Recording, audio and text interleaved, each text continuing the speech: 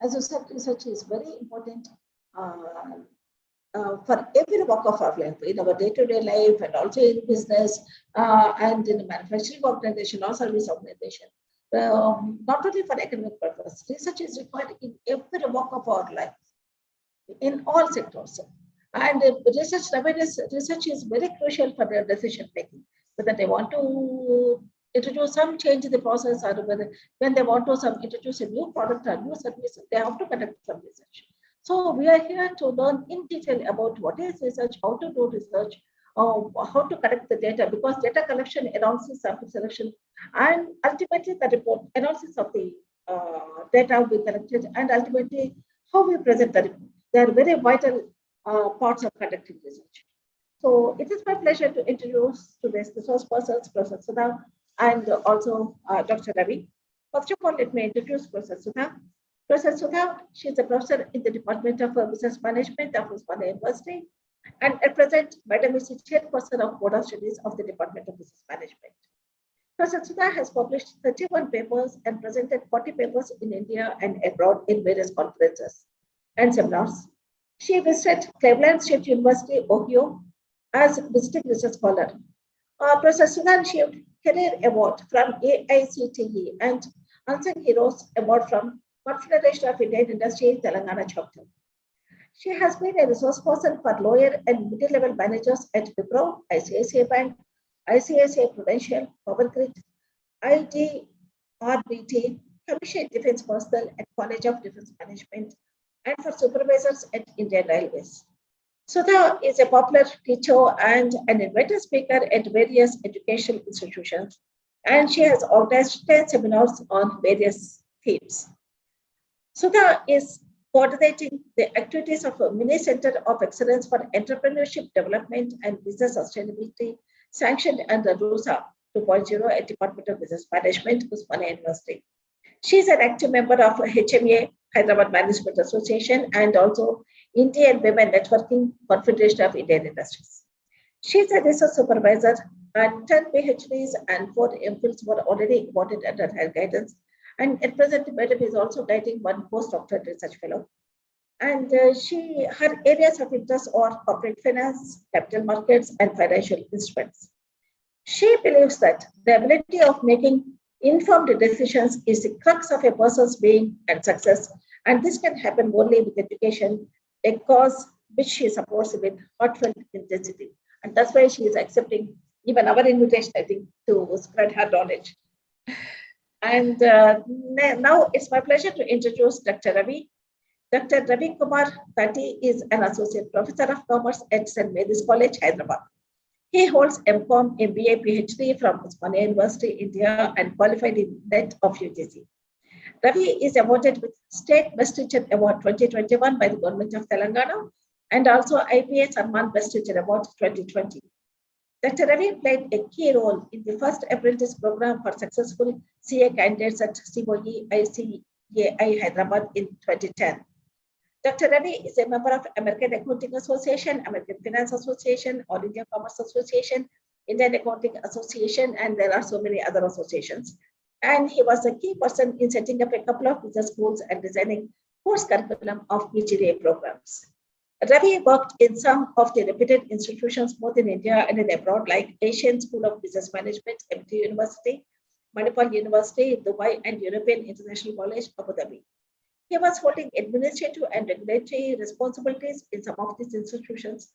Dr. Ravi is a consultant and resource person for the projects and programs handled by JEEES Enterprise Solutions and RDF of PMI USA. He is also a resource person for several FDPs in finance, accounting, and outcome-based teaching and learning for various management and technical institutes across the country. He acted as a member of Academic Council, PGP, and designed curriculum for BCom honors, BBA, and MBA programs in some of the institutions he worked. He was the organizing secretary of the First World Congress on Disaster Management, and he presented and chaired in several national and international seminars. Coming to his publications, Ravi has published 14 articles, out of which 4 are published in ABDC index journals. Thank you very much, both Ravi and Professor Sudha, for accepting our invitation and participating in today's webinar. Now I request Professor Pawar to conduct further proceedings. Once again, I welcome you, both the resource persons, and I hope definitely the resource persons are going to deliver quality output for the benefit of our participants and teachers, those who are particularly involved in research. And most of the participants are research scholars at doctoral level. So Dr. Ravi and Sudha Vepa, hearty congratulations for being with us. Now I request Professor Sudha to proceed with your presentation. Professor B. Sudha. Very good afternoon to everyone. It is a pleasure to be here with you and share some of my thoughts on the research process. I have prepared a PowerPoint presentation, which I will share with you. I will try to make things as simple as possible because it is not as confounding as people think. Research actually, once you understand, the whole process becomes very easy. So I will try my best to make it easy for you. So I will share my screen now. A collection of various resources.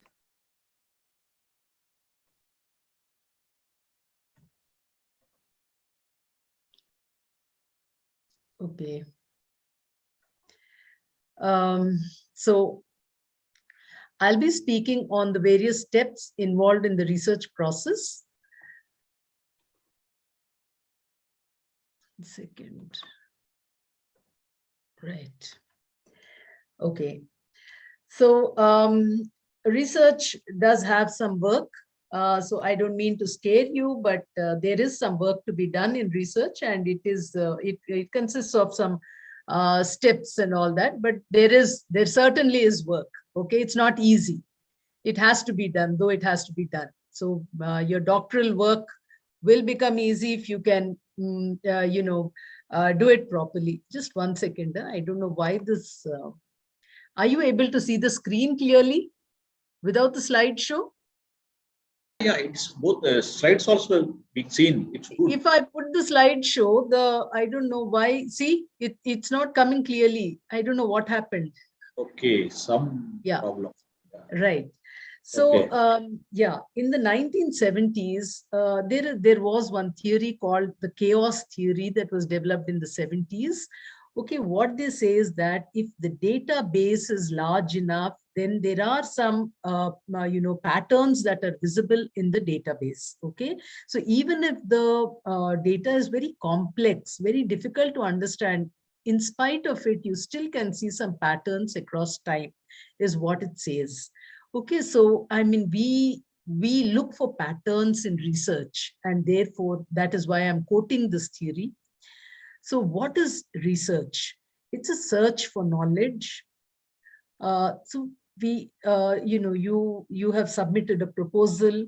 You want to add to the existing database of knowledge. You want to do a systematic study of something.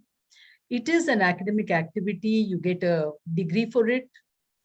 It has to be an original contribution to an existing body of knowledge. So we don't copy what is existing. We try to add to something that is already there. And we use a scientific method, something that consists of steps to reach our goal. And it's a very systematic process because all the steps are defined in advance. What you have, how you have to begin, how you have to end, everything is given, everything is defined in advance. So it's very systematic and it's a logical set of steps. So broadly, this is the definition that is given in all the books. What is research? It's broadly defined as the systematic gathering of data and information and its analysis for advancement of knowledge of any subject, in any subject. So research is done in every subject. And so basically we define it as, gathering of data and analyzing it. That is what it is. That is what it is about. So the concept of research is basically research. Okay, so there's something available already and we're only doing it, searching it again. That is what we are doing. We are re-examining something. We are investigating something. We're trying to test something. We're going to inquire something. So that means something is, a body of knowledge is already available. We're trying to re-look into it and see whether it is the same theory or the same set of circumstances are, holding good in the present time, maybe in a different, different geographical location, or, you try to look for some patterns among consumers, or you're trying to look at some patterns in the stock market. You're trying to do something which is, from which there is some knowledge that is already available. So we don't try to invent the wheel. Okay, so we are just looking for adding something that's already available. So the purpose of research is to test what you already know. So you have a hunch about something, and you begin with, you feel, based on your reading and all that, you have some kind of a logical and a calculated guess about something, which is what you're trying to test, to understand the other side of an issue. So you're on this side, you want to know people's perceptions, you want to know their attitudes, you want to know behavior, you want to know something about, the other side of an issue, which is why you do research. And you want to establish a reliable guide. So by doing research, you want to guide others. You may want to help the investor community, you may want to help the consumers, you want to, so you want to establish some kind of a guide, you want to expand knowledge, and you want to predict, explain, and interpret a behavior. And you want to provide solutions to problems. So to do all this, research is done to achieve all these. So we will be looking at the objectives of research when we come to hypothesis and all that. We'll be looking at that. So we want to, we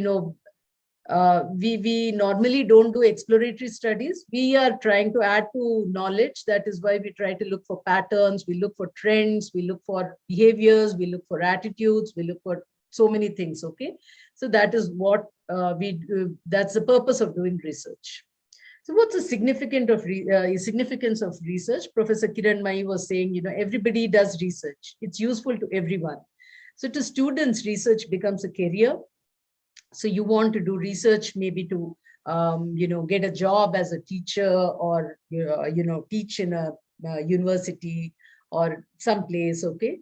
And to professionals in research methodology, it's a means of livelihood. There are marketing research firms, okay? To philosophers and thinkers, it's an outlet for new insights and ideas. There are people who ponder, think all the time, okay? So for them, it's an outlet for their ideas. To literary women and men, research means the development of new styles and creative work. To analysts and intellectuals, research means development of new theories. To the government, it's useful for policy making. To business, it is useful to solve certain problems. Okay, so everybody is into research. So businesses like, Hindustan Unilever, they have their R&D, or, all these, Wipro has an R&D division, because of an idea of a couple of individuals, they set up their own BPO called SpectraMind. Okay, so the research is happening everywhere. So what's this research methodology? It's a way of scientifically addressing a problem. So you know that there's a problem, you want to do research, and so how to do it? It consists of, some sequence of steps. So which is, whenever there are, rules or something to guide us, we call it a science. Okay, so it's scientifically done. It begins with choosing a research topic. To me, this is the most difficult. Okay, so choosing a research topic. When I did my research, there was no internet, there was no information at all. So I didn't know that, choosing a topic would be so challenging. I chose a topic just like that and later suffered. Okay, so choosing a topic is very, very important. It has to be taken from the research problem. So what is it that you want to do? You want, let's say your specialization is marketing. So what is it that you would like to do in marketing? Marketing is a huge, wide subject. So you cannot say that I want to do my PhD in marketing. You have to come, tone it down. You have to bring it down to a very small area, which has to be, through your study, be elaborated. So what are the factors that influence the choice of this research topic? Is the researcher's discipline, that is what business management or marketing or finance or whatever. What's the duration? How much time is given to you? So you have to look at the time that is available and how in depth do you want to get into. So it is not possible to do everything. Okay, so you need to keep it simple and also achievable. You have to have achievable goals for everything. So a topic is very important. So the wordings of a research topic should be, so the research topic should be appropriate. It should be descriptive. So you need to give a title to whatever you've chosen. So this has to speak for itself. It has to say what you're going to do. So if you're going to do a study on, say job stress, the title says that, what your study is about. It has to be simple and unambiguous. It has to be appropriate, okay? Descriptive. So descriptive, it has to, say exactly what it is going to measure. It must be short and straightforward. It must be large enough to cover the subject matter. So you can't have a title which runs into 2 lines and 3 lines. It has to be simple, okay? And it must also be, it mustn't be too narrow. It mustn't be too broad. If it is too narrow, you may not get sufficient number of objectives. If it is too large, it's a subject. And then, finally, finding something may become difficult in that. So the characteristics of a good research topic are, it must be researchable. That is, you must be capable of collecting data to find answers and also, analyze it and find answers for whatever you've begun to do. It must have 2 or more interacting variables. I'll tell you what these variables are later. And it must be an area of interest. Okay, so you see, you cannot do something that has been, historic, something in the past. As far as possible, you have to look at contemporary areas for research, because that is how you become an expert in some area. So if you go back into history and all that, you may or may not find the same pattern existing now. So you have to look at what is contemporary, what is happening everywhere. So for that, you need to read a lot.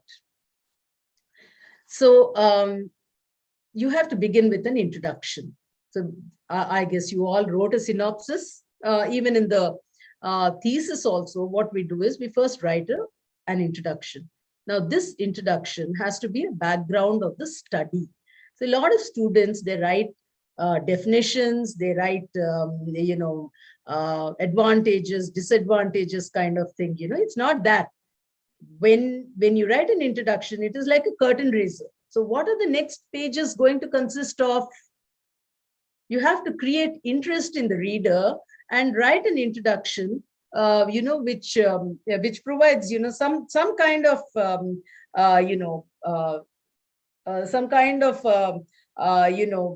this thing, some kind of an introduction to what is going to come later. Okay, so it must create interest. And it must also contain a little note about what is the problem that you're going to study. Okay, then we come to the main research process, which consists of a lot of steps. Okay, that is, you begin with a review of literature.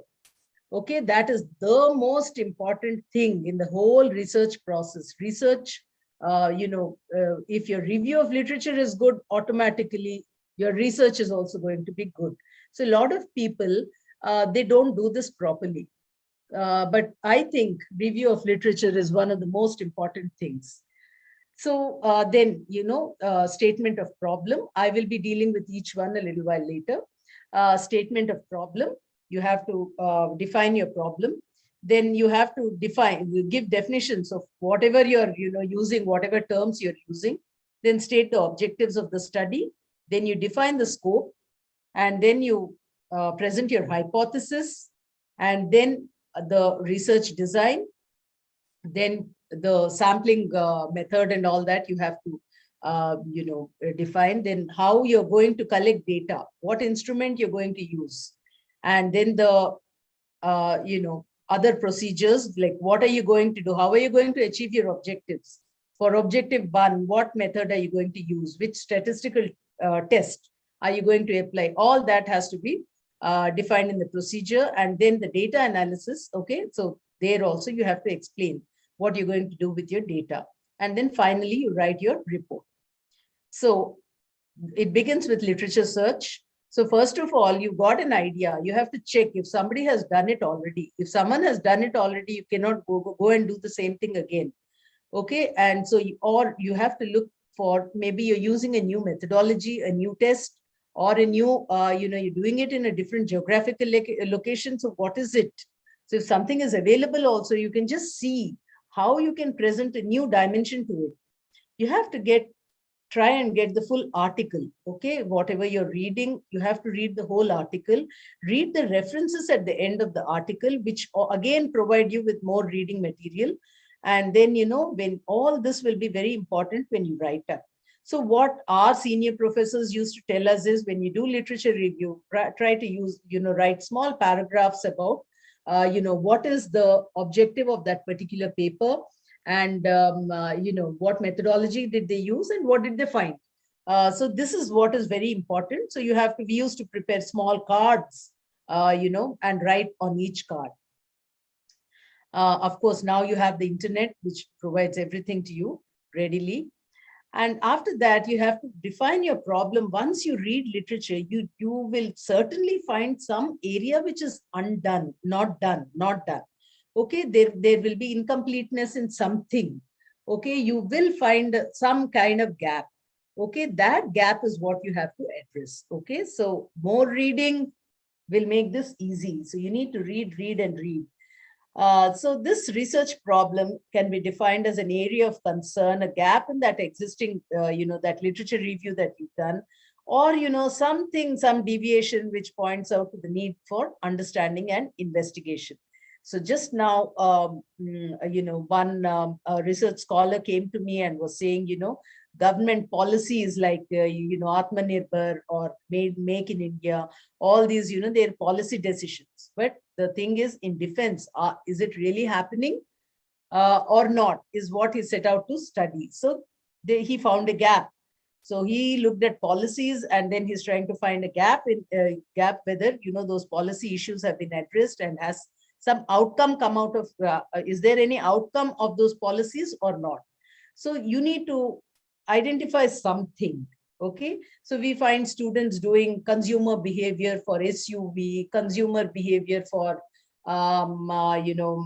maybe groceries, all that, so all those, so some gap they found, for a particular product, it has not been done. So they do research in these areas. Now then, once, you define your problem, you then have to justify the need for your study. So you're going to conduct a study. So what is the need that you should be doing the study? So you have to justify that. So why is it that you are doing? So you have to show some kind of evidence that a need exists for this kind of a study now. You can perhaps do it by, showing who is going to be interested in your research. Okay, so who are the people who are going to be interested? Society, or, government, or who is going to be interested? Perhaps you can write something on that to say that this study is appropriate at this point of time for these people. You then have to frame your objectives. Okay, so from the title and your problem definition and all that, you then have to, objectives show you direction. Okay, so you have to define your objectives. At least 4 objectives have to be defined. Okay, each one should be mutually exclusive. There should be, no two should be same. They all should be different. So these research objectives are stated after once you define your problem only, you will understand what your objectives are. They are your research objectives. So what is your goal? What are your goals? What is it that you intend to do? It helps to transform the research problem into a testable form, indicating in clear and specific terms what is it that the researcher intends to achieve. And so here we use language like, to determine something, to assess something, to find, to analyze. These are the kind of words that we use, in objectives, when we frame objectives. This is what we write. Then you then have to define the scope of the study. Scope is the boundary within which this research is going to be done. So, if you're going to conduct it only in Hyderabad and Secunderabad, or, is there any limiting boundary that, you need to define it in your scope. And once you do that, you have to define what kind of research design are you going to apply for your research. Okay, so what is this research design? Okay, research design is very, very important. Okay, so what kind? So your research, you set up to answer some questions. Okay, so how are you going to achieve it? What kind of questions are these? Okay, so these questions, they could be, if you're groping in the dark, nobody has done a study like that. It's something that's being done for the first time. Let's say when, when a medicine is, for the first time being, tested or invented for a particular malady or, disease, it is exploratory. No one.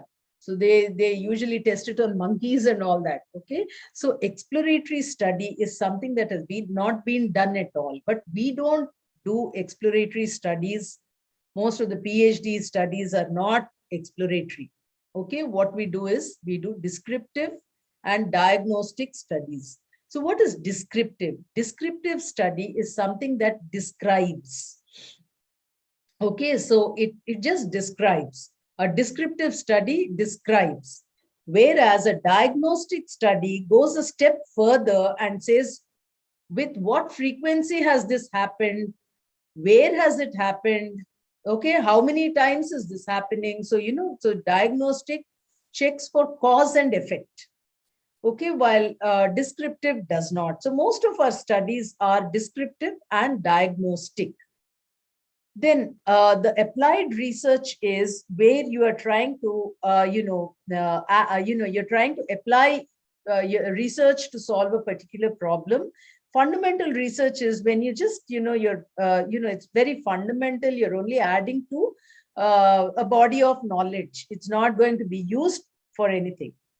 Quantitative and qualitative research are, how are you going to do this research? So qualitative research is, again, not done by most of the researchers. Okay, qualitative is not done. It is quantitative that is done. Quantitative research, you work with numbers. Okay, so qualitative data does not have any kind of numbers.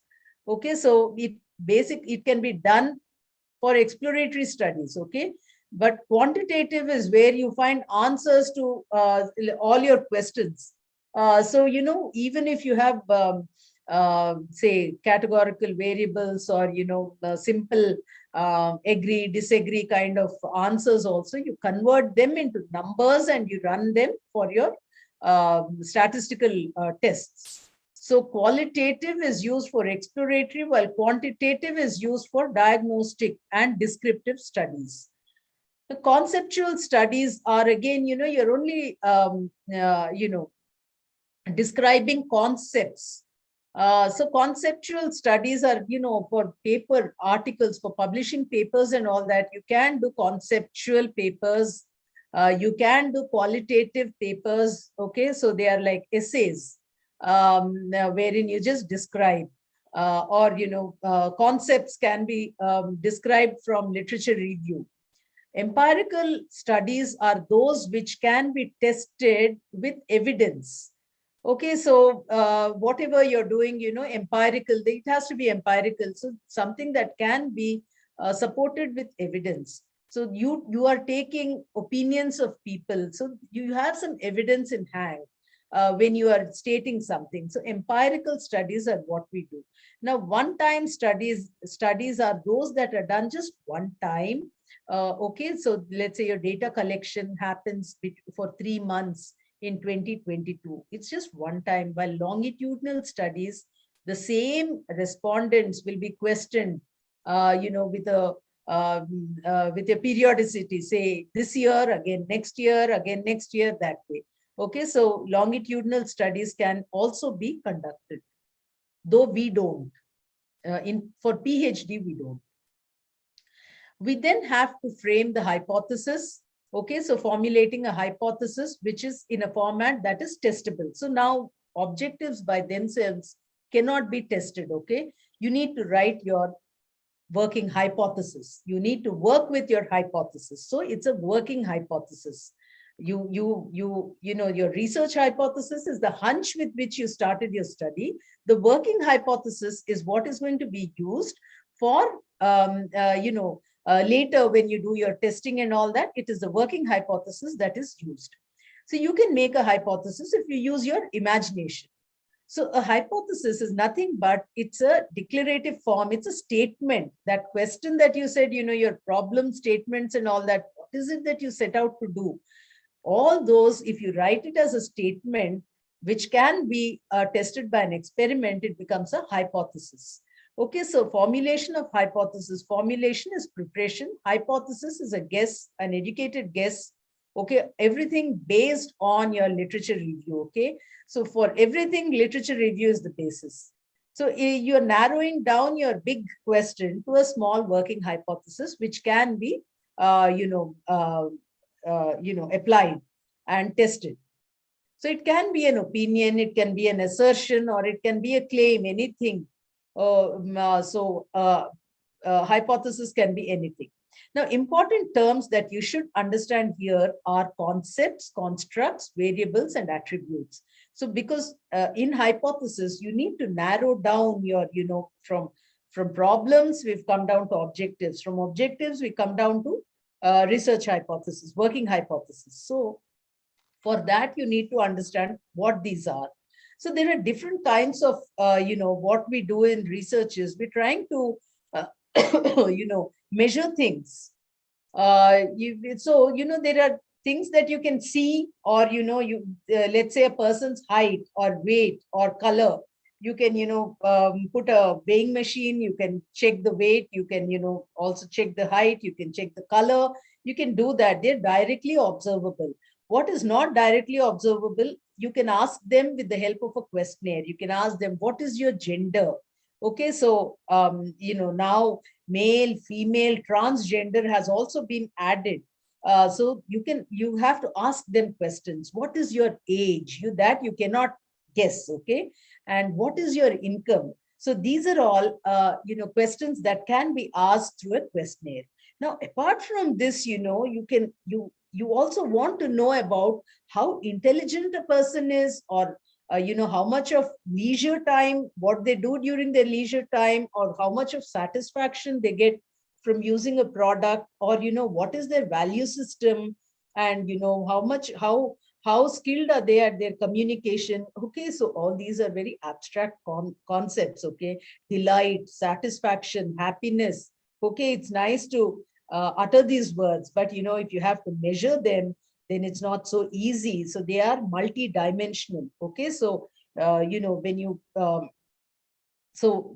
but before we try to measure these things and talk about the dimensions and all that, what you have to understand is there's a difference between concept and construct. Sometimes both can be same in research. Okay, so conceptual definition is what comes from your theories that have been done earlier, or textbooks and all that.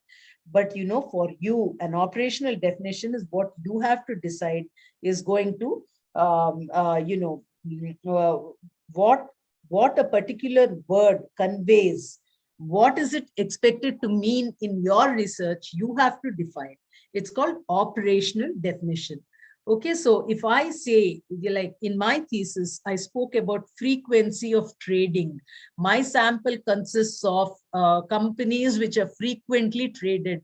When I say frequently traded, what do I mean? I gave a definition that they should be traded for at least 100 days in a year. Okay, so that's my definition. It's my operational definition. Okay, so that you have to decide. You have to, define what certain terms mean in your research. Okay, so in which case the concept and the construct will differ. But if there is nothing, whatever you're taking is from the textbook directly, then your concept and construct both will be same. Okay, so here are some more examples. Okay, when you talk about income, do you mean quarterly income or monthly income? When you talk about compassion, what do you mean? So when you say temperature, what temperature? Okay, like this intelligence is, the concept. In a dictionary, it will be defined as the capacity for understanding, communication, reasoning, learning, planning, problem solving. Okay, that's a very theoretical level. Okay, but how do we know whether a person is intelligent or not? Okay, so we have to, check whether, how do we check whether a person is intelligent or not? We say he's intelligent if he's, scoring good marks in an IQ test, or in a mental ability and verbal, the total marks that they score, or, maybe their learning abilities, whatever, you can define what they are. So you have to define what are the dimensions under intelligence. Okay, so ability to learn quickly, or ability to memorize quickly, or is it ability to write, score marks in exams? What is it? So you have to decide. So those dimensions, if all these dimensions are there, then you say that this person is intelligent.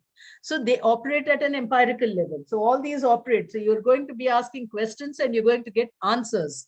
So all those, the marks and all that, they're all evidence. Now, once you do that, you then have to, it's not enough.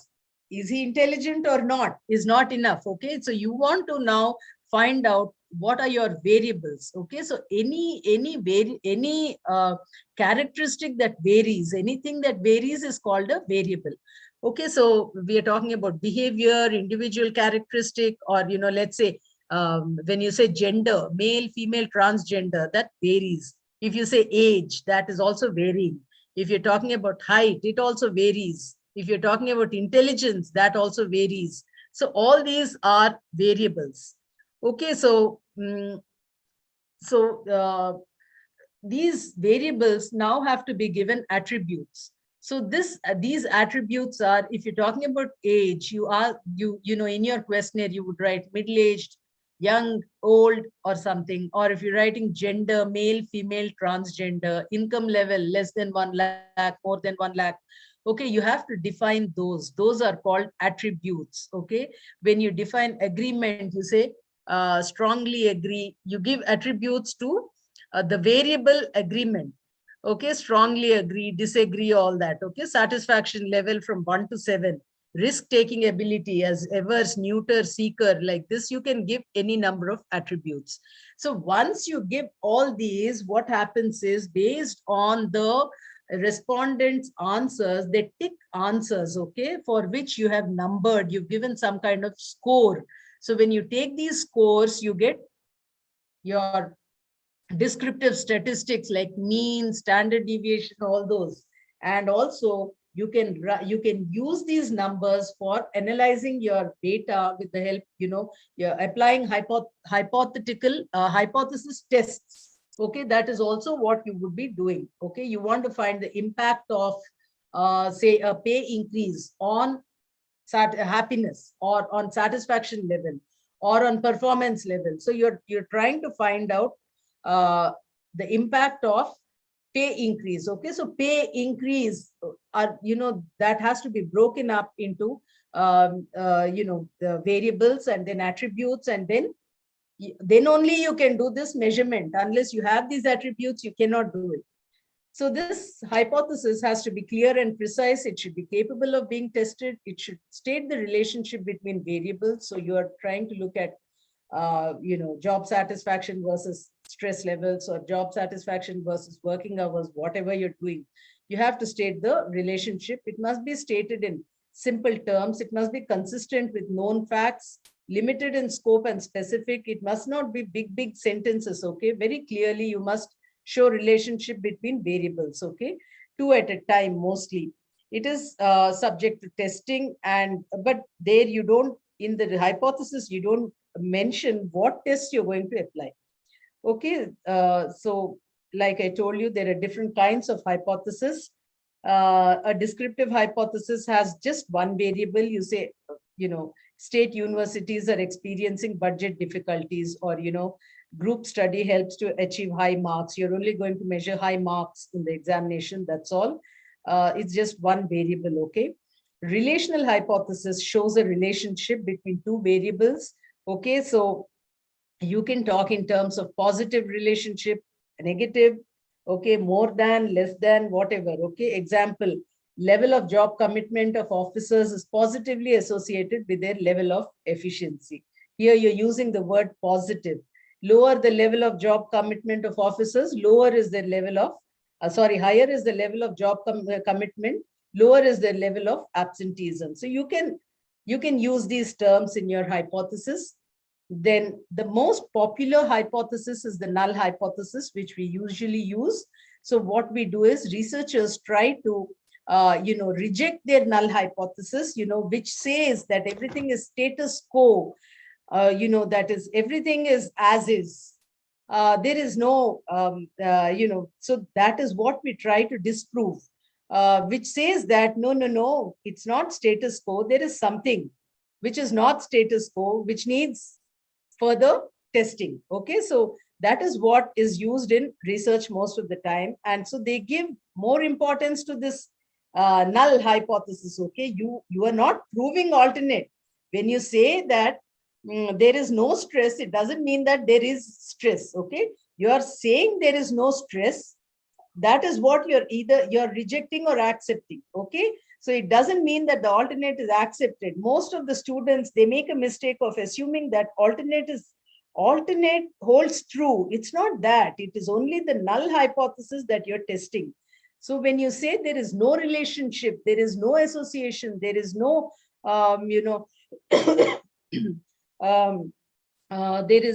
is no significant relationship. When you talk about these, it is only the null hypothesis that you're trying to prove or reject or accept. That's it. You are not, alternate doesn't necessarily hold.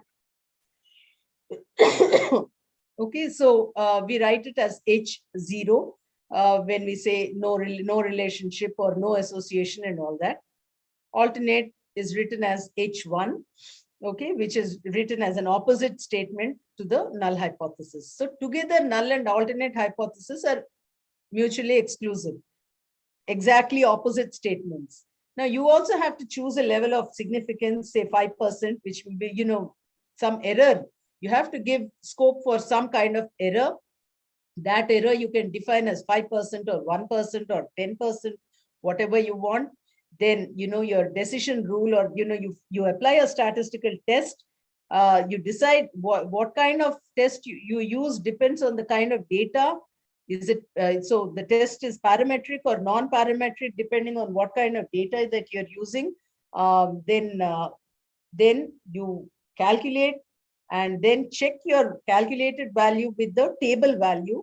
And then you either reject or accept your null hypothesis. Okay, so that is what you do. So this is very, very important in this process of research. Okay, so now the next is sampling methods. Now, once you decide your hypothesis, now you have to decide on your sample. Can you go for an entire population?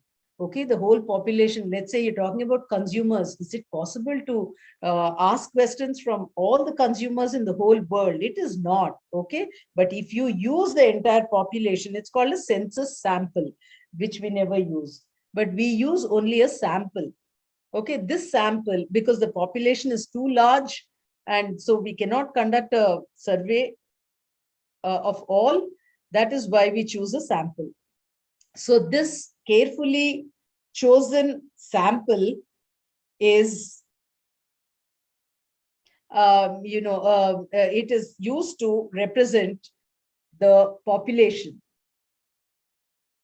Okay, the sample, we assume that the sample is has all the characteristics of the population. So here, population is the entire the universe, and from there we take sample.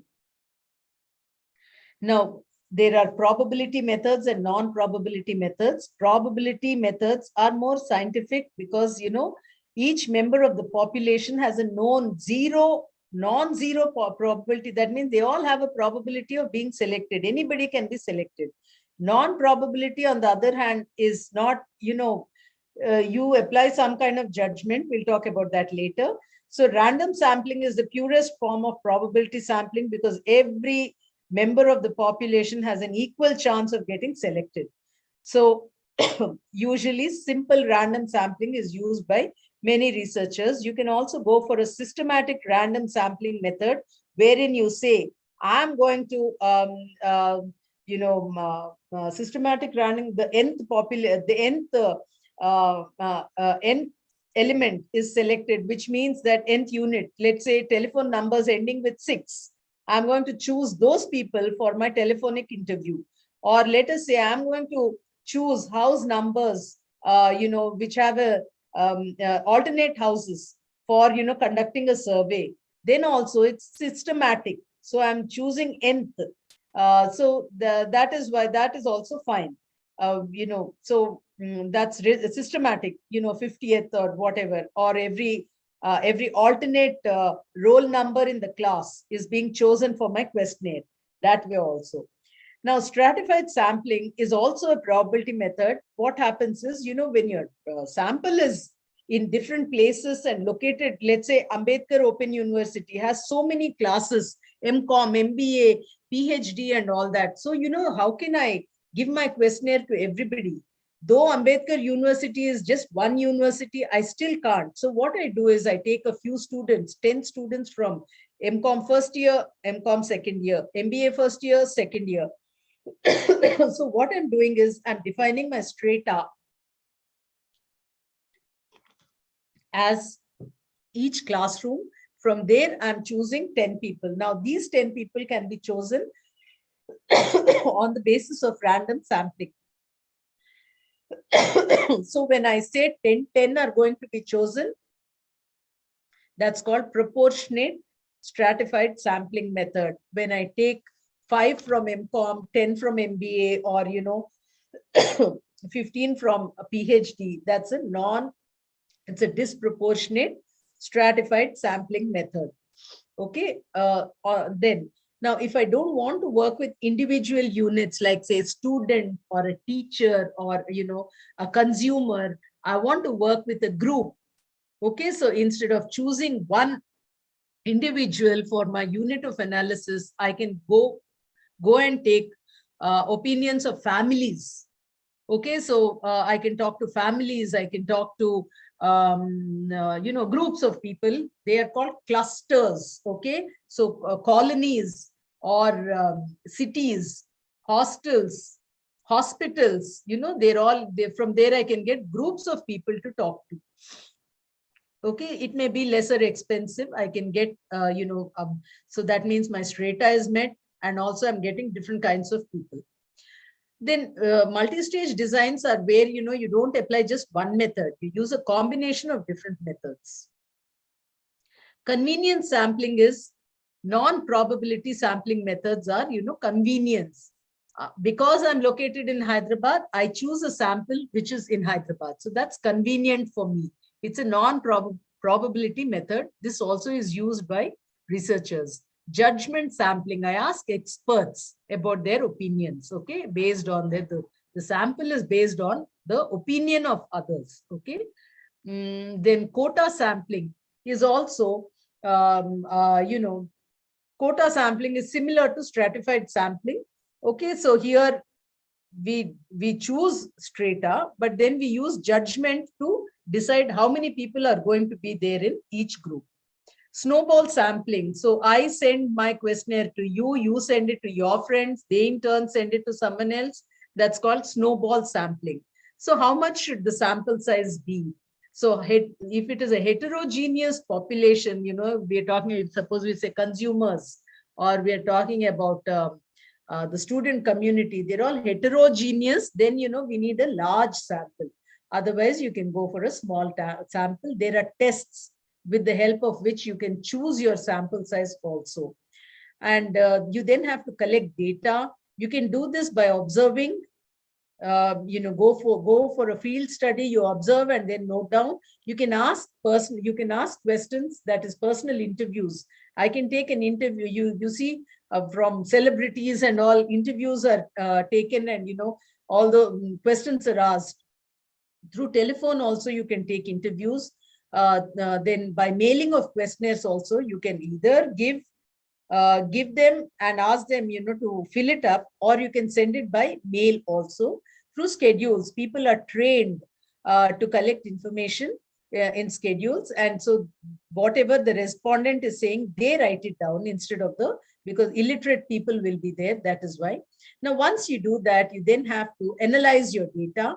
Now you can do this, first of all, you have to put your data in a form that you can do analysis. You should tabulate them, you should code them, you should write them properly in your columns, your rows, all those have to be defined.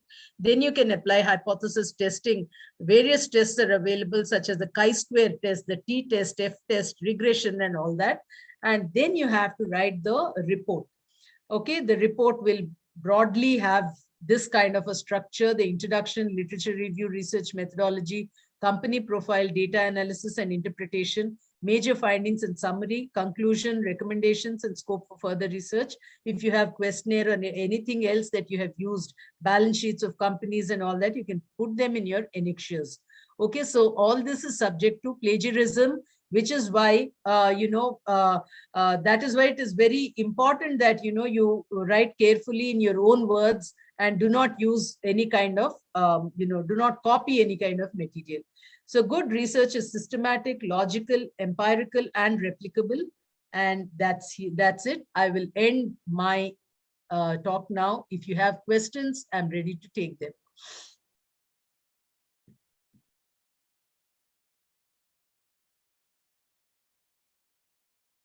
Dr. Power, you are muted.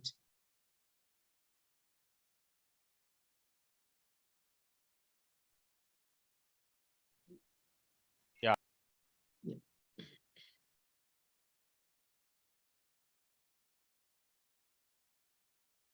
Yeah, if you have some questions, you can ask me.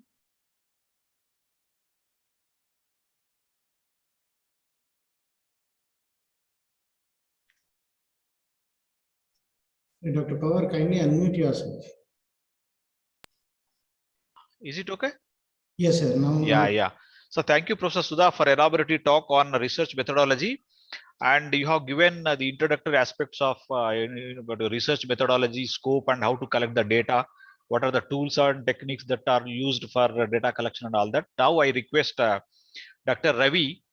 And before we give it to Dr. Ravi, that the entire this webinar is divided into two parts, like up to data collection is already taken by Professor Sudha. And now once the data is collected, how to proceed further in the research and how to present it in the form of report will be discussed or presented by Dr. Ravi. Now I request Dr. Ravi to continue the session. Thank you, sir. Dr. Ravi. Thank you, sir. Thank you.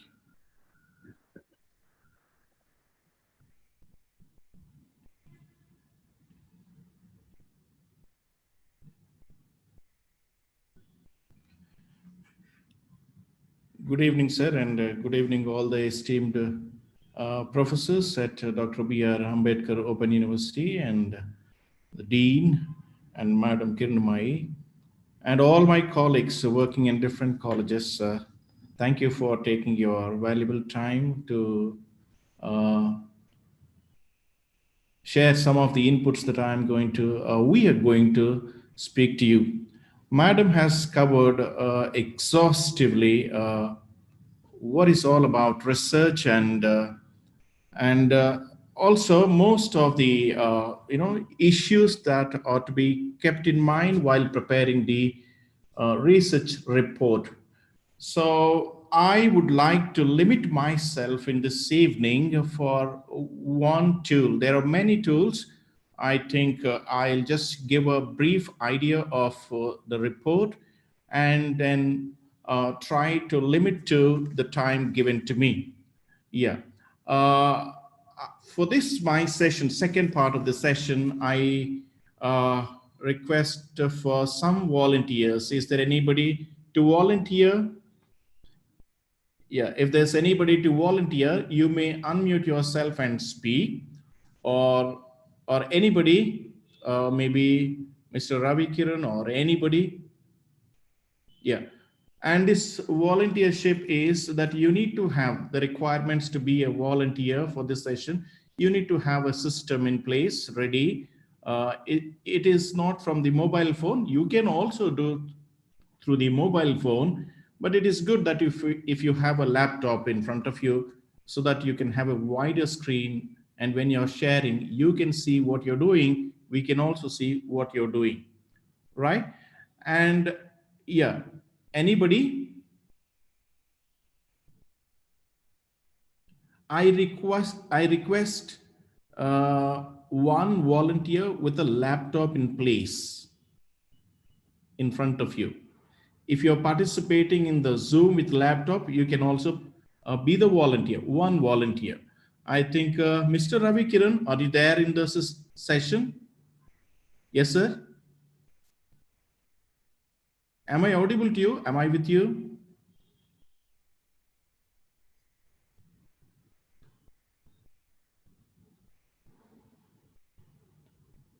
Am I audible to you? Yes, sir. You are audible, sir. Okay. Mr. Ravi Kiran or anybody. I just need one lab. If you're logging into laptop. Sir, I'm Dr. Rabindranath. Sir. Yeah, you don't mind. Yeah, may I request you, sir? Yes, sir. Tell me. Okay, okay. So if you're with laptop, then we'll just work together. Okay, sir. We'll go ahead. I'll just tell you when to start that. Right. Okay. I think there's some problem with Mr. Ravi Kiran. Okay. So now I'm just trying to brief up what Madam has said. There are two types, many types you can categorize the research: exploratory, explanatory. If it is an exploratory, where do you use exploratory? Where do you use explanatory? If you're trying to examine the cause and effect relationship, causes and consequences, we go for the explanatory research. And if it is, there's limited data, rather there's no data at all, or it is totally a new area. Recently, I was talking to one of my students who is doing his doctoral program from NIT. He was telling, sir, there's no data available. There's no data available. Right. These are the sectors, IT and banking sectors you want me to use to compare. So there's no data in the servant leadership, he says. Right. That's where you have to create the data. So that's an exploratory study. Fine. And straight away, I'm going to the structure of the research report. Yeah, this is what Madam also presented. Now, quick review. The title of the report, it should be precise and it should convey the meaning. Sometimes what happens, there's a lengthy title kept on the report, and most often when we are asking the interview, if this could be one of the questions of interview, what is the title of your research? What is the title of your PhD? Then they struggle. Yeah. So they just take a pause. It should not be something like that. When you're writing a title for your report, then it should convey the entire message in that report, in that particular title, and it should be precise. Then after the title, most importantly, instead of we have a practice for so many decades that we need to list out the tables and the charts, right? The list of tables and charts. And then after that, the list of contents. And we will have an abstract. What is this? The complete essence of the report in just one paragraph, or maybe a maximum of one page. Okay, that's an abstract, and we may call it synopsis, right? Then introduction. When I'm saying one page, it may be the case with some study report, or it may be case with some summer internship projects. But if it is a detailed research, exhaustive research, then it may spill over to 2 pages, 1.5 page, 2 pages also. So there is no hard and fast rule that it should, to the possible extent, make it as precise as one page. Then what is that you have researched? I have written here, what have you researched and why? What have you? Now this is a past tense. Past tense. Now, the entire research that you have done, you are converting into black and white. That means you have already done research. You have already identified the primary source, already done collected the data through primary source, through secondary source. All that is done. And you have also designed a questionnaire while you are doing that. Or in some cases, you did not design a questionnaire, but you have just got these secondary data. Whatever it could be, what you've done is you have done your research. You have done your research. So the introduction is, when you're preparing the report, it should be the past tense. Please make a note that you're writing the report as if everything is done. There's a temptation that, I'm doing it or will be done. No, it is on the premise that it is already done. The research is already done. What are you doing here? You're simply translating of what you've done into black and white. That's a report. So what you have researched and why should be mentioned, should be clearly explained in the introduction part. Introduction part, if it is in our country, there's a culture from 10 pages to 20 pages. And sometimes if it is, including the literature review, it may go to 30 pages. But in other countries, in 100 pages or 90 pages, the entire thesis gets done. That is PhD thesis, 90 pages PhD thesis, right? So now it varies from country to country, context to context. Now, let's come to the methodology. What did you do when you have researched? What did you do? How did you do? I've taken primary data. Oh, what did you do in the primary data? How did you do that? I have designed a questionnaire. Okay.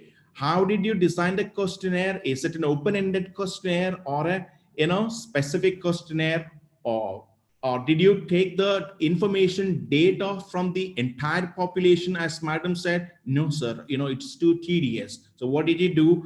I have selected 500 people only, 500 respondents. Oh, you've gone for sampling? Yes, sir. I've designed a questionnaire. I've gone for the sampling. Fine. So all this I'm just trying to explain is just the methodology. That methodology should be explained.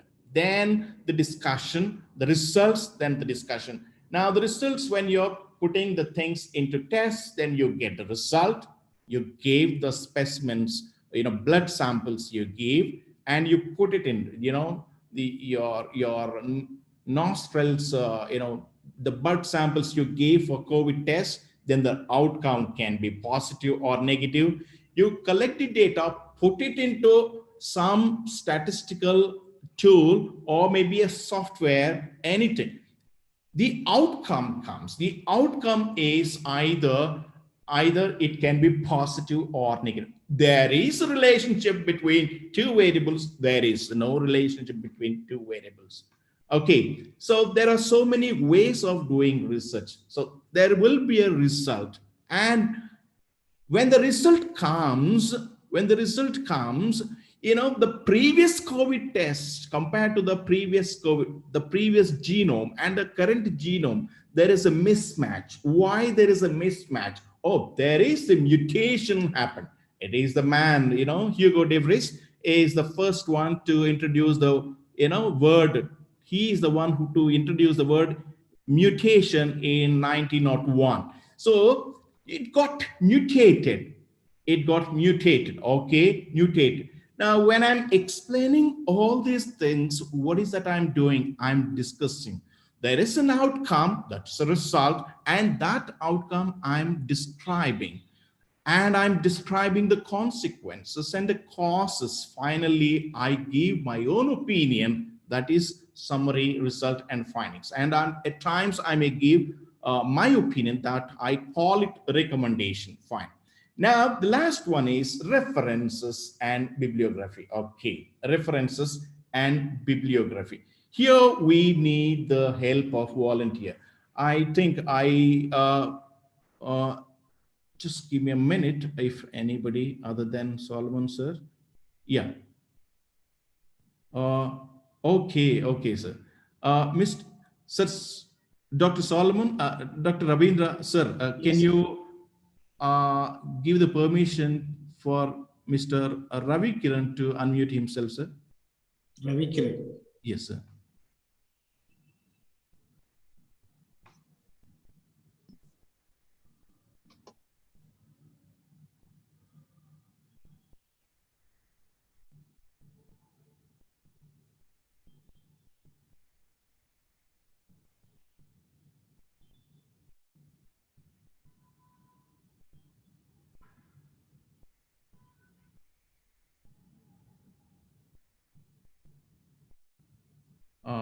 Mr. Ravi Dr. Ravi Kiran, I don't think he is there, sir. Is he there in the list of participants? Yes. Sir, it is not Ravi Kiran, sir. It is under the name of Dr. L. Chandrakala. Dr. L. Chandrakala. Yes, sir. Yeah. And also give him permission to share his content, sir. Yes, Dr. L. Chandrakala, yes. Yes.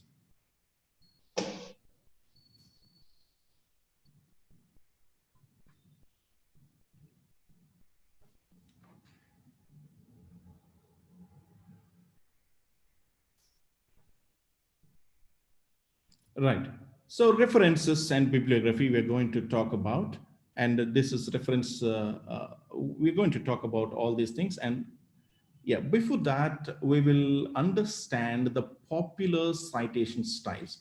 If you're into language, literature, then communication and religious studies, preferably these teachers use MLA style of citation. Then business management, I prefer to use APA.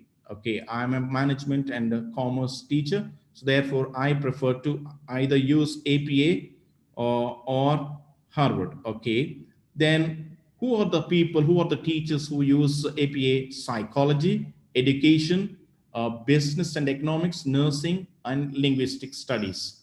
Then Chicago.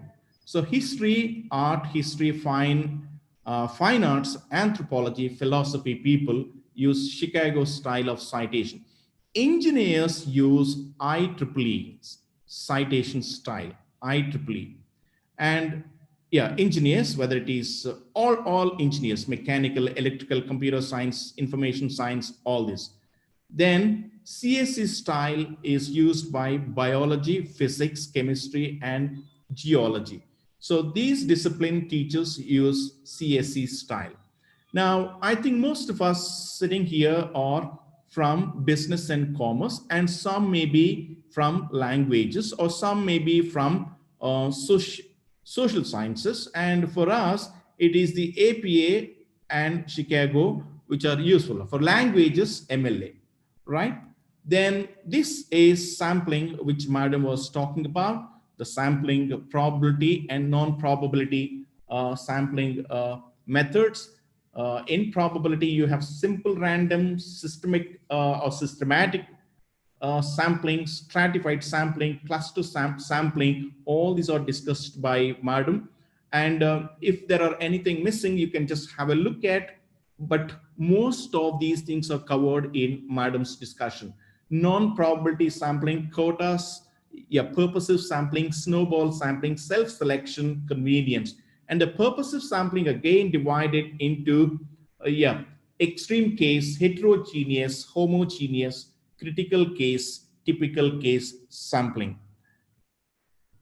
Right. So now we are talking about referencing. If Mr. Ravikiran is ready, yes sir, are you ready? If you're ready, we'll start. I think it's Dr. Chandrakala, sir. Dr. Chandrakala, can you please share it, madam, your screen?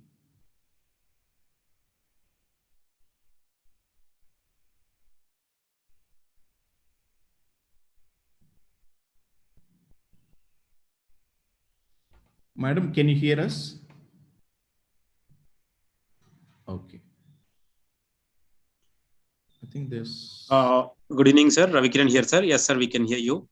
Thank you, sir. It was on mute. I'm sharing the screen, sir. Yeah, please. I'll hold it here and then come back. Yes, sir. Solomon, sir, can you give me permission also to share the screen, sir? It is not allowing me. You wanted to give permission to Dr. L. Chandrakala? Or you're also there, sir? Dr. No, sir, I am presenting from Chandrakala's Zoom meeting, sir. I've already given the permission to Dr. Chandrakala. Sir, it is not allowing, sir, somehow. You can disallow and allow, sir, once again.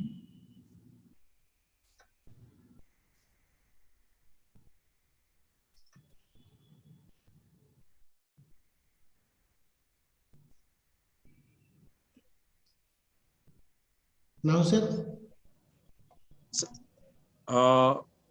It has been unmuted, sir, but screen sharing I am not able to. It says you cannot start screen share. I got the problem, sir. Unless I stop sharing. Yes, sir. Yes, sir. Yeah. Ravi, sir, if you stop sharing it, then I can go ahead, sir. Sharing, sir, so that you can share. Yes, sir. Thank you, sir. So now it is allowing me. I am sharing the screen, sir.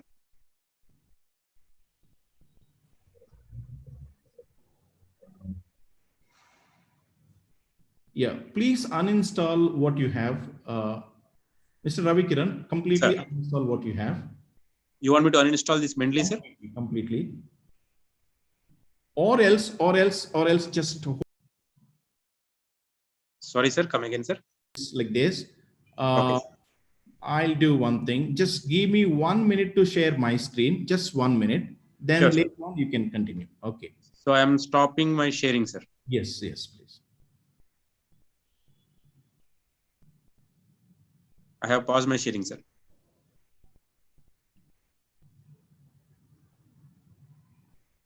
Yes, I'm coming, sir.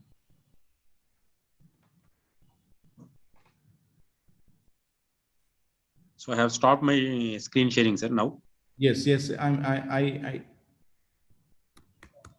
coming. Sure, sir.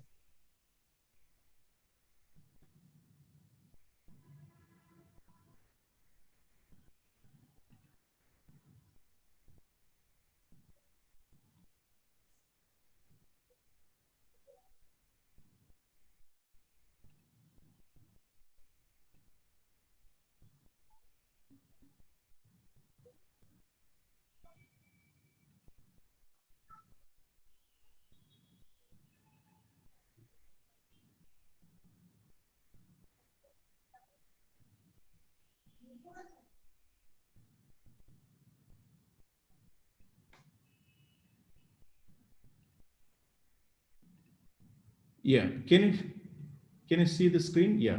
Yes. Here, yes, sir, we can see it, sir. There is Mendeley portal, and you can download this software into your system.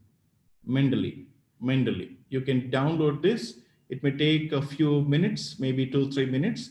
And meanwhile, I'll come back to my presentation. Then after the download is complete, those who are having the systems, the laptops, you can do along with me and Mr. Ravikiran, so that you have first-hand information, first-hand practice than what I'm teaching to you. Okay. So yeah. Now this, yeah, you click on this, you will download it. And after, yeah, this is for Mac OS, also for other, since mine is Mac, and it is showing as Mac, download it for Mac, and you may get it for your Microsoft also. Mr. Ravikiran did it for his Microsoft.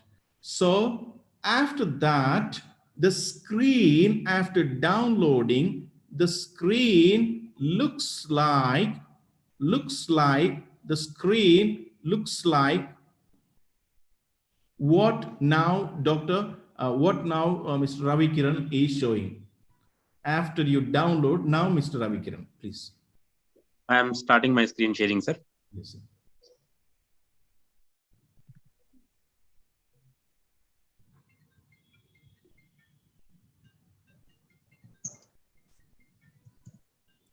Now he's putting his credentials, the email. First, he had to sign up, and after sign up, then he's activated with his account and the mail ID, the password that he created. Then he downloaded, and after downloading, his screen looks like this after installing this software. Right, this is Mendeley. Okay, can you make it a full screen? Yes, sir, it's full screen, sir. You want me to zoom it? Little zoom. I think. So probably as this is a screen sharing, the zooming is not allowing, sir. I think, Rabindra sir, can you maximize it?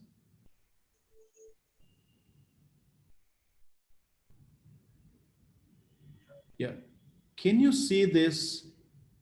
I think it is looking too small. Sir, I am giving you remote control, sir. Okay. Ravi, sir, I am trying to give you remote control. Okay, okay.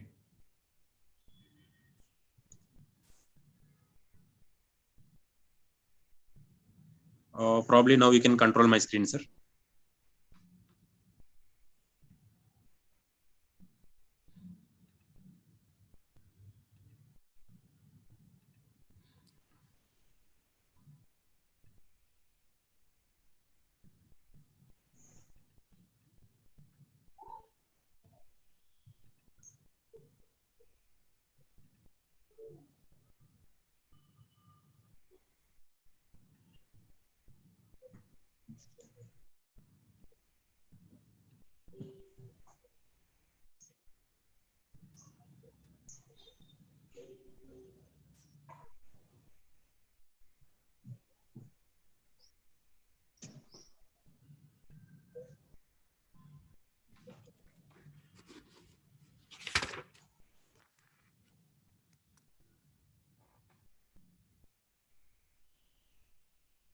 It is a little inconvenient.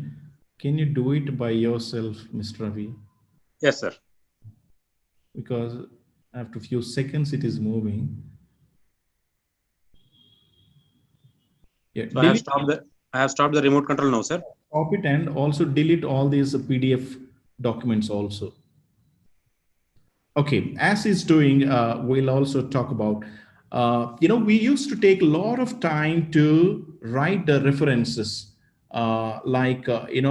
We manually write, for example, dividend decisions in electrical equipment industry, a case study of Jamshedpur auto cluster, a case study of Jamshedpur MSME. That's the paper, and the title, the author is Ravi Tati, R.K. Tati. Now, we used to write R.K. Tati and 2016 in bracket, depending on the style of referencing or citation. So we used to do manually. Now we don't need to do all that. So what are we doing earlier? We were gathering all the data, and that data physically we were storing, and shelves were piled up, tables were piled up, and so much of physical printouts. Now we don't need to do all that. We don't need to deal with the physical copies at all. Without touching pen and paper, you can complete your PhD program. That systematized the research activity has become. Now, I'm going to show you only one tool. There are many other tools. Now, Yeah, here this is Mendeley for desktop. And if you go to tools, yes, sir, go to tools. Yeah, here tools, right. Then install web importer, and install MS Word plugin also. Both install web importer, install Word plugin. There's one more you had to download. Yeah, go to tools. Yes, MS Word plugins. Right. And download them and install them.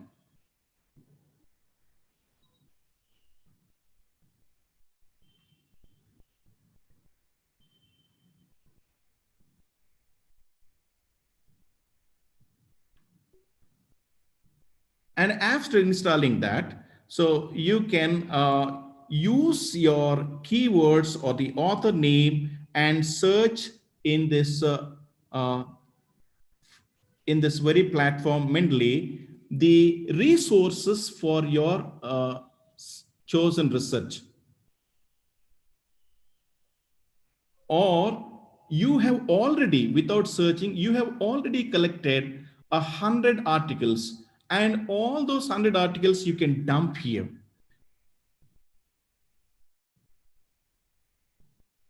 I think you're carefully observing what he's doing. Yes, sir. You can also, in the meantime, keep taking the screenshots if possible and make a note of it, because we tend to forget the steps.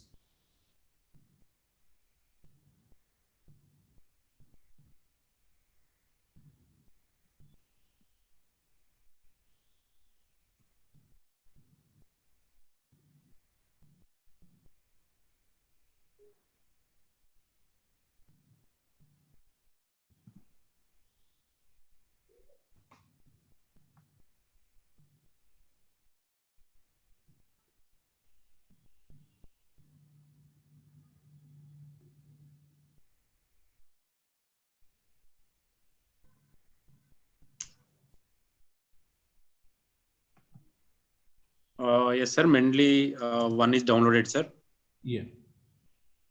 And it has automatically picked up 3 documents from the desktop. MS plugin is on the way. So they keep downloading, sir. We'll come back to the screen, Mendeley screen. Sure.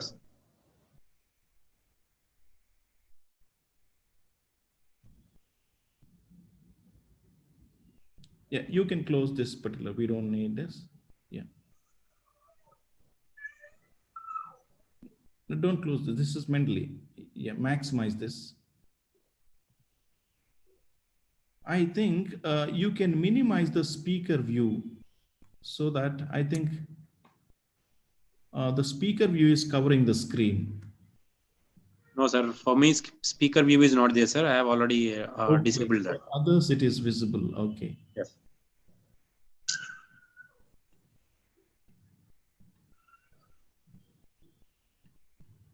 Right. So if you want to search from, yeah, if you want to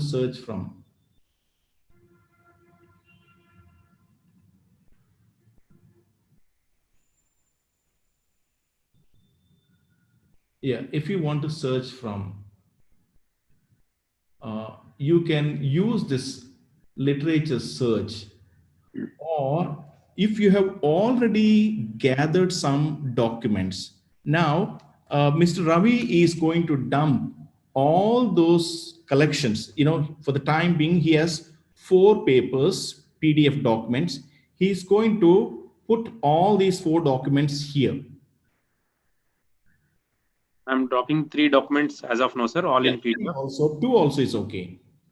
Yeah, okay. 3, for example, we have 3. And Mr. Ravi, can you click any one of them?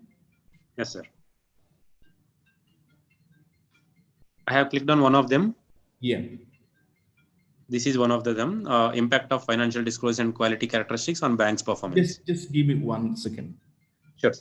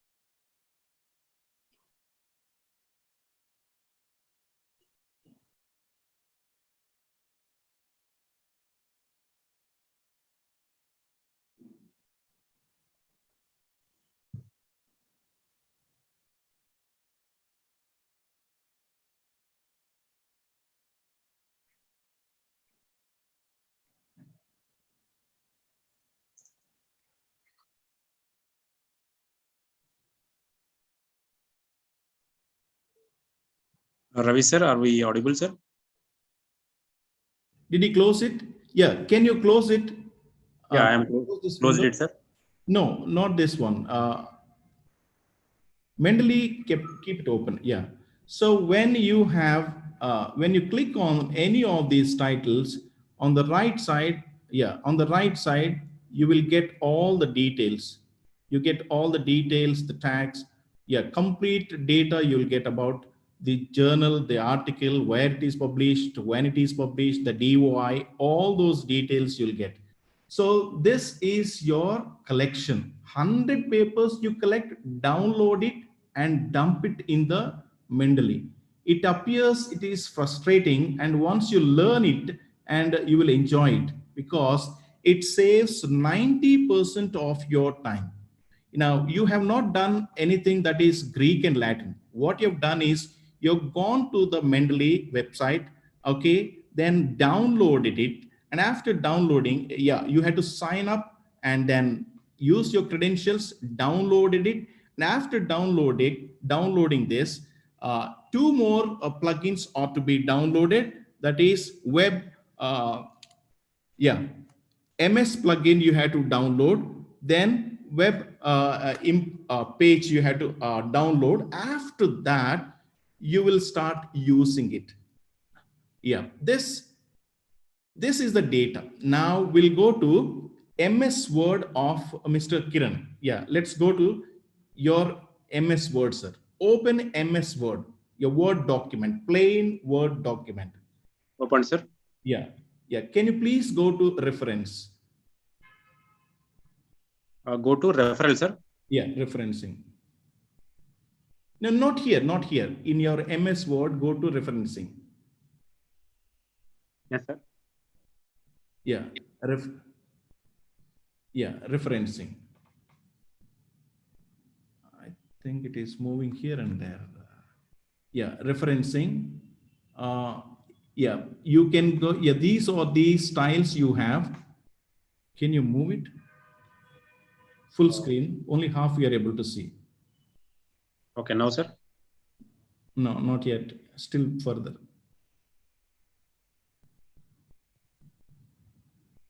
Is it okay now, sir? This is what we want to see. Yeah, you see here referencing, you know, you have downloaded it, then it has added plugin to your MS Word also automatically. After that, if you click it, oh, this is not downloaded. Your MS plugin is not downloaded from Mendeley in your computer. Install it. It might be downloaded, it has to be installed.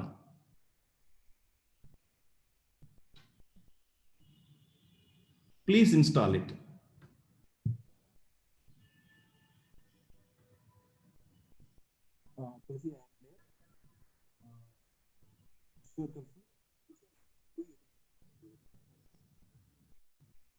Are you doing it, Mr. Kiran?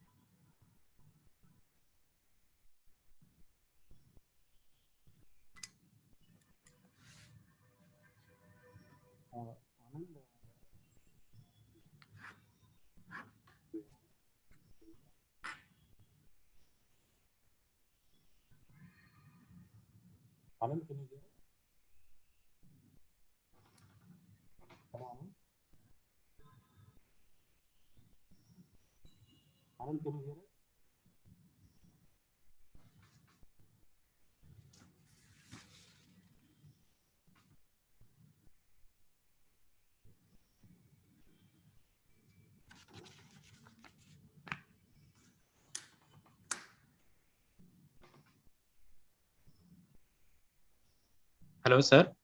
Did you install it? Hello, did you install it?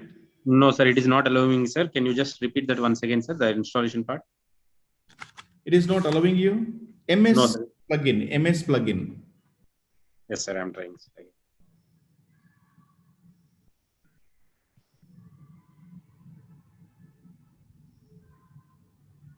No, MS plugin already downloaded. Only thing is you have to install it. No, sir. The last time it has not been downloaded, sir. I was telling you that one only. It is not allowing, sir, because mine is in Windows 11, the latest one. Okay. Mr. Ravi, leave it. I request Ravindra sir, just quickly, it takes just 5 minutes, sir. Ravindra sir, can you please help us? Yes, tell me what am I supposed to do, sir? Yeah. Install Mendeley.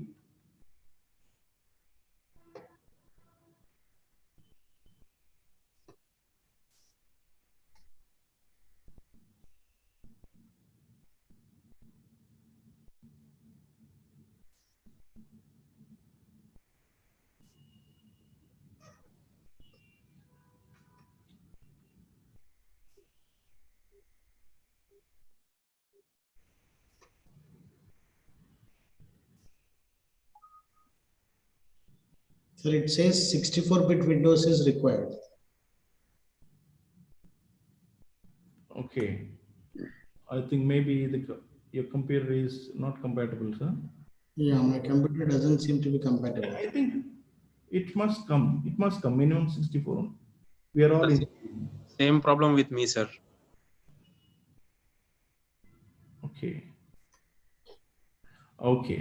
So then we'll hold it here. Right. We'll hold it here. Doesn't matter.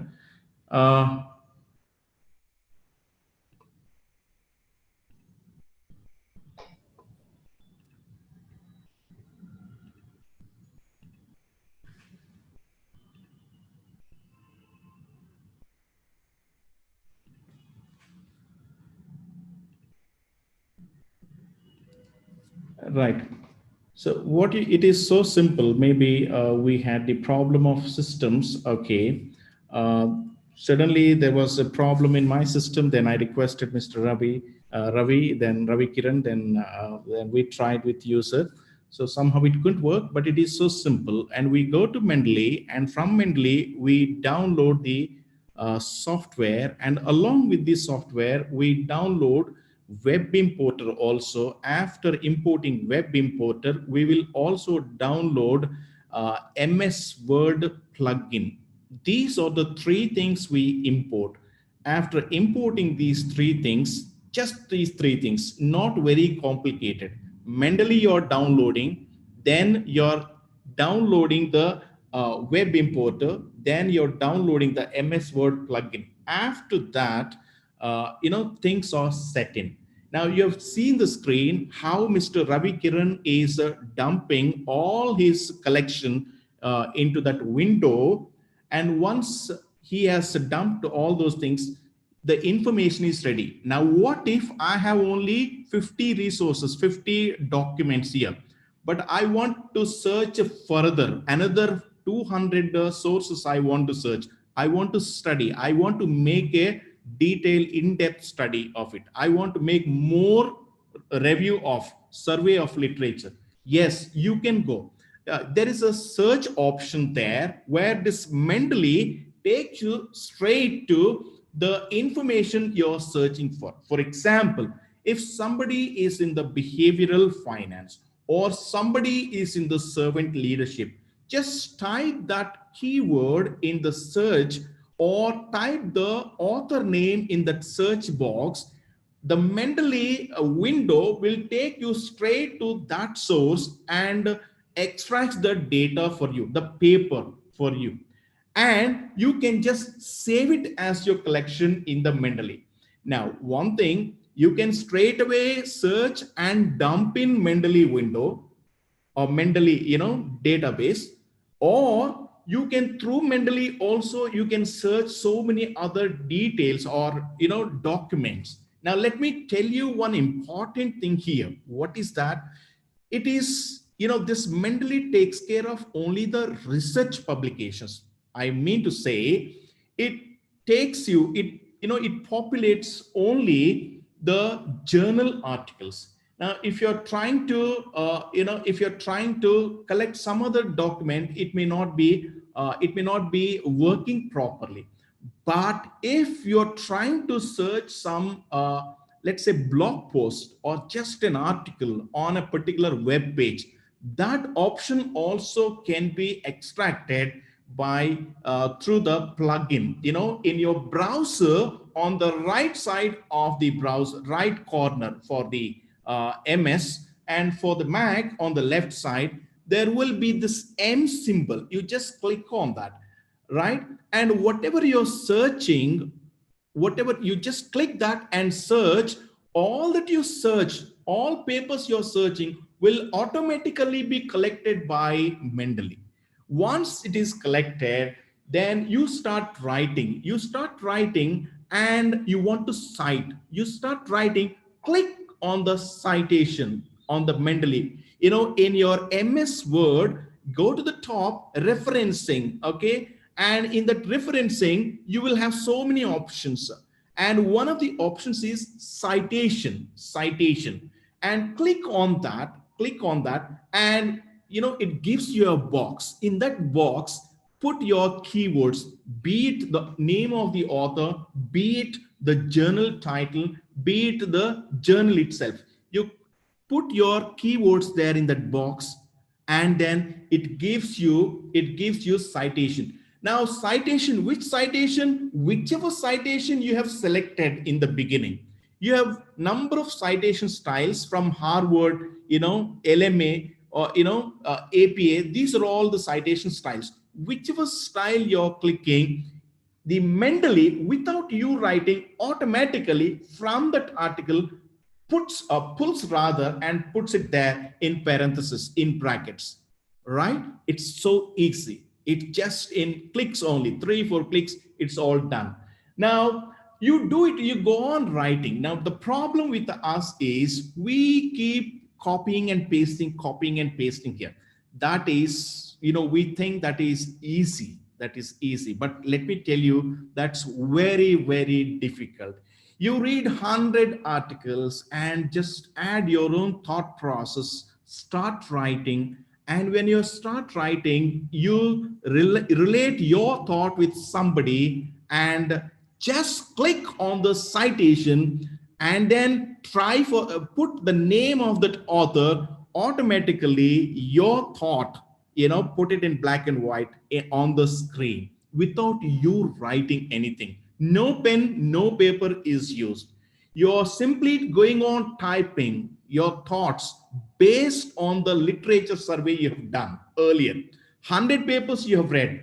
Out of 100 papers, you know, you might have got 10, 15 thoughts. You want to put it in Word document. You started writing. While you started writing, your thoughts are similar to that author's, and immediately go to the citation and put the citation there, and you are doing it by click. Now 1, 2, 3, 4, 100 articles you did that. After doing it for 100 articles, then references, we write the references at the end of the literature review. Maybe some people have the practice of adding the literature review in the first chapter, and some people earmark a chapter for literature review. Can you believe me? There are A-star, you know, articles published. Articles are published just for the literature review. You'll be surprised to know in ABDC A-star journals, some articles are published just for literature review. What? Can literature review also be a paper? Yes, that's a research paper. Now, if you are systematically, seriously, you know, writing, and that's worth publishing anywhere. So that's what I'm trying to say. You start writing your own thoughts based on the literature you have surveyed, right? Now, once you are done with the writing description, right? Review of literature. What is that review of literature? Your own thoughts based on earlier studies.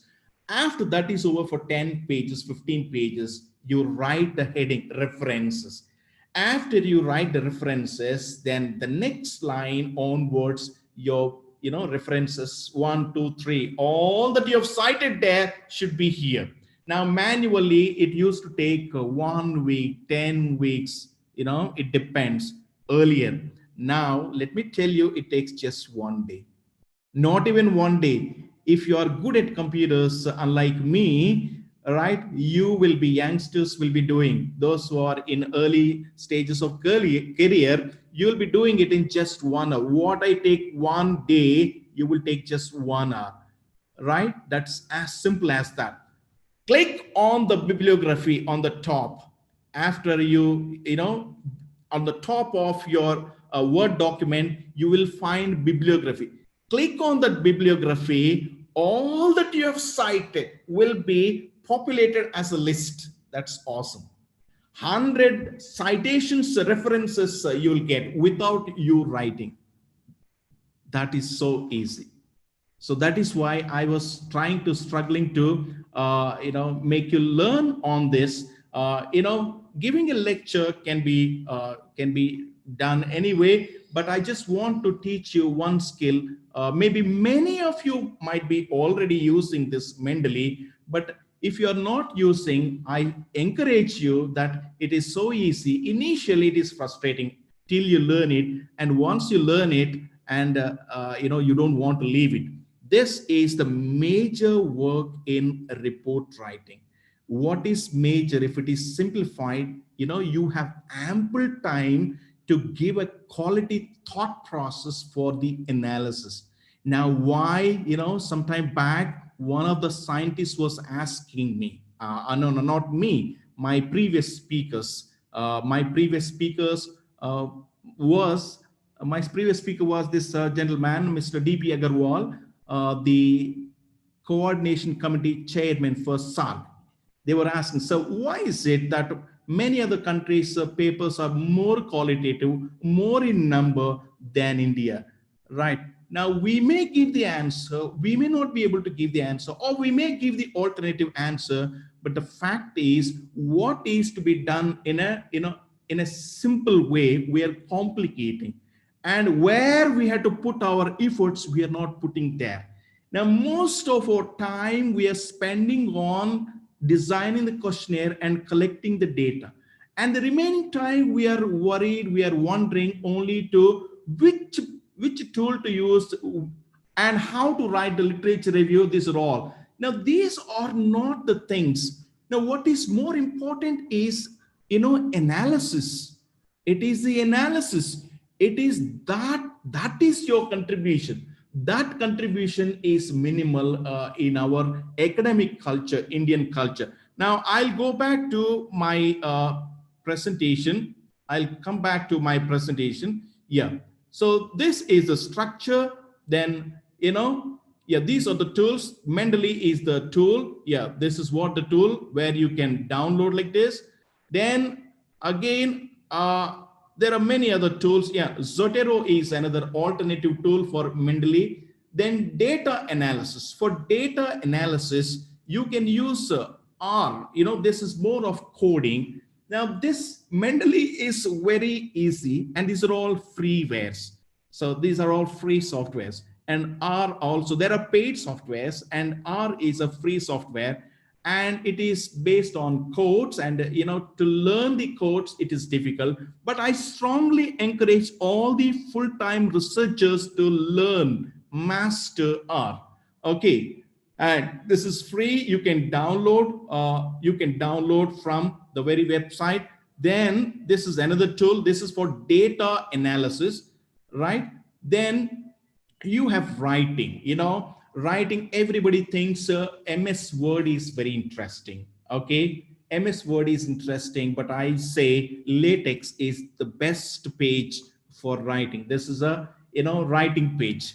Yeah, you can also download it freely. There are many paid versions of paid tools also, but LaTeX is more popularly used, right?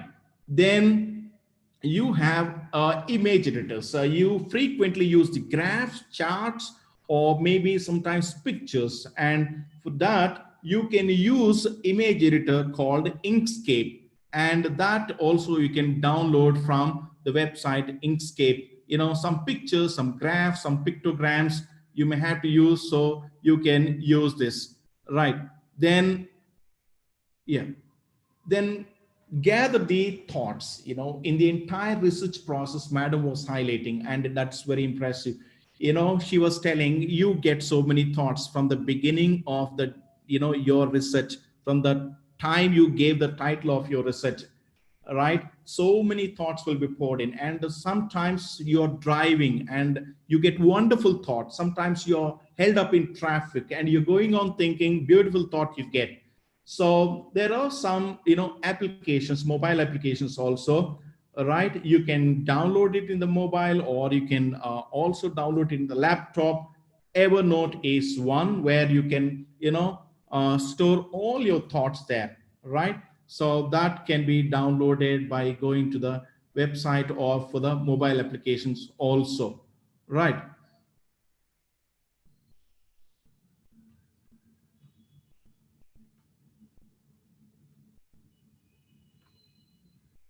And productivity.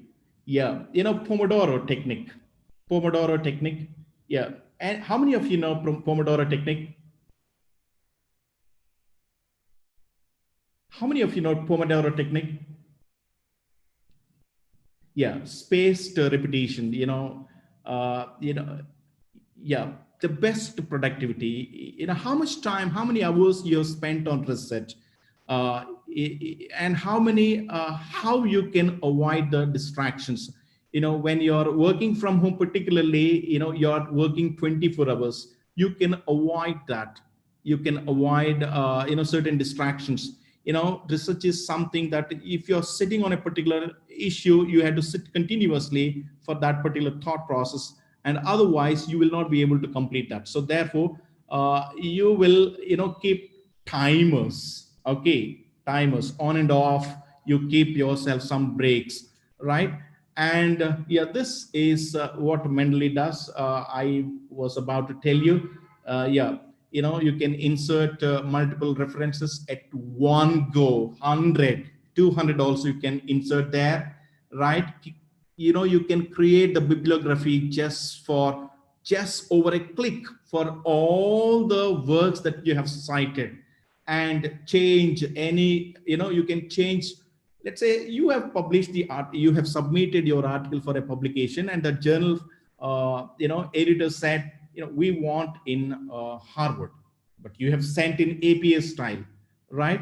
So immediately changing manually, it is too cumbersome, right? You will take it back and use through Mendeley, and that's done in just over a click.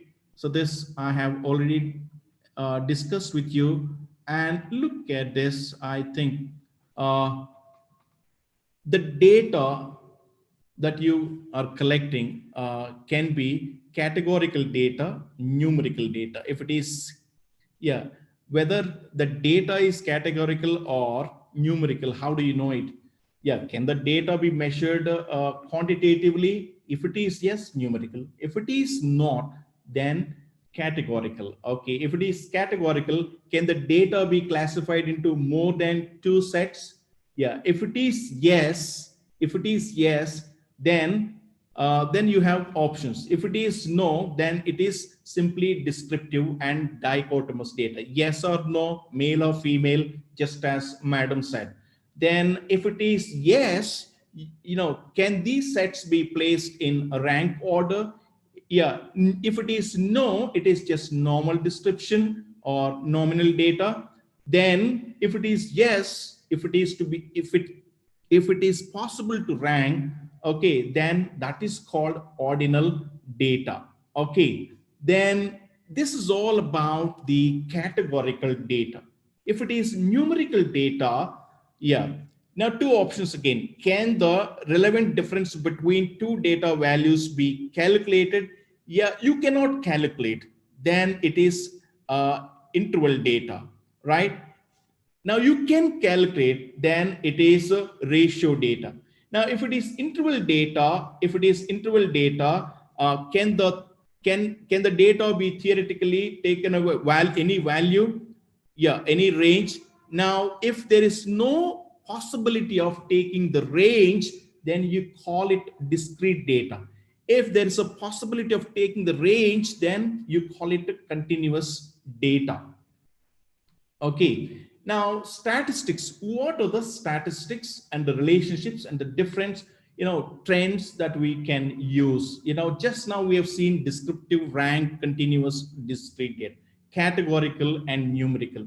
Now, what to do when? To test whether two variables are associated. To test two variables are associated. Now you have to check the data, whether the data is numerical or categorical. If it is categorical, then it can be either descriptive or rank. Okay, then you have the tools that can be used, right? Chi-square is commonly used both in categorical and numerical. Now there are some, advanced, not advanced, maybe more than 10 years ago or maybe 15 years ago, some tools have developed, okay, and Spinov and Kolmogorov tests also are developed, and Spearman's rank correlation. Yeah, this is used. Yeah, Pearson's, if it is numerical, Pearson. If it is categorical, Spearman's rank correlation. What for is that used? To assess the strength of relationship, how strongly they are associated, how strongly they are disassociated. The association is tested through correlation. To test whether three or more groups are different, then you are using the Spinov. To assess the strength of relationship between one dependent and with that of other independent variable, then we are using coefficient of determination like regression and so forth. Now, to assess the strength of relationship between one dependent and two or more dependent variables, then we'll be using coefficient of multiple regression. We'll be using multiple regression. To predict the value of a dependent variable from an independent variable, to predict the value of dependent variable from one or more independent variables, regression equation. Then lastly, you have index numbers and time series. What is that? To examine the trends, to check the trends, we use the regression. And descriptive statistics, we have just measures of central tendency, measures of dispersion. To what extent the variables are dispersed from a core value, the central value, that is measure of dispersion. Dispersion states that the difference between the highest and lowest values. Yeah. Now, if it is numerical, we don't use this. Now, look at this. For categorical, we don't use any of these central tendency or dispersion tools. Descriptive statistics are not used for categorical, both for descriptive or rank. But we use for numerical. And this is for examining. And yeah, I'll close it here for today. Thank you so much.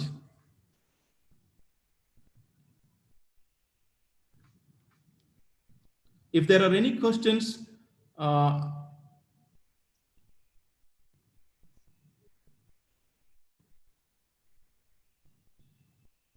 Are there any questions from the participants, please?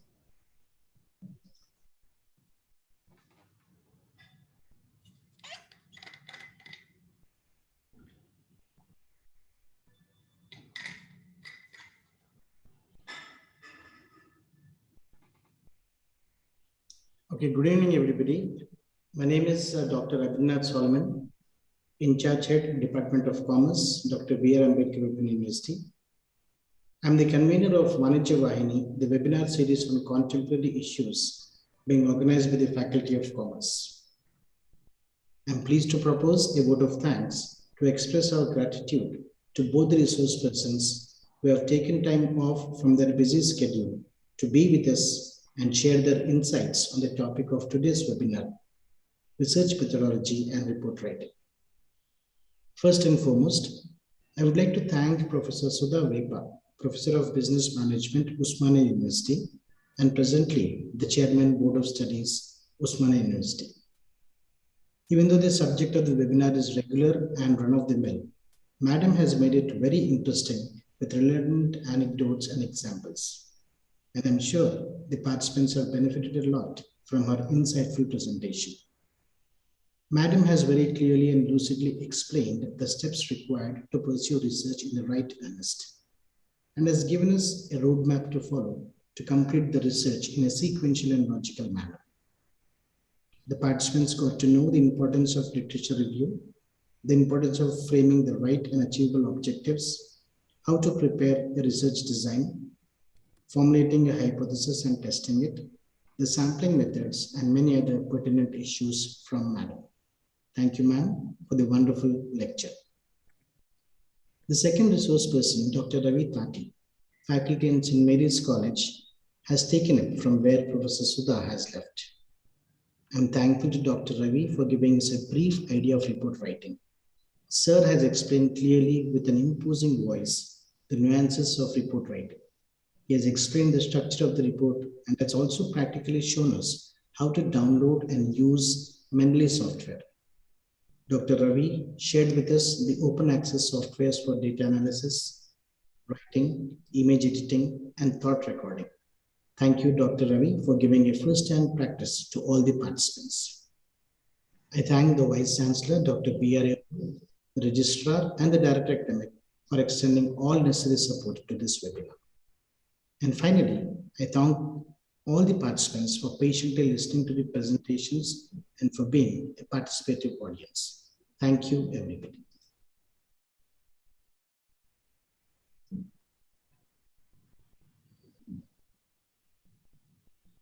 Thank you, sir. Thank you all.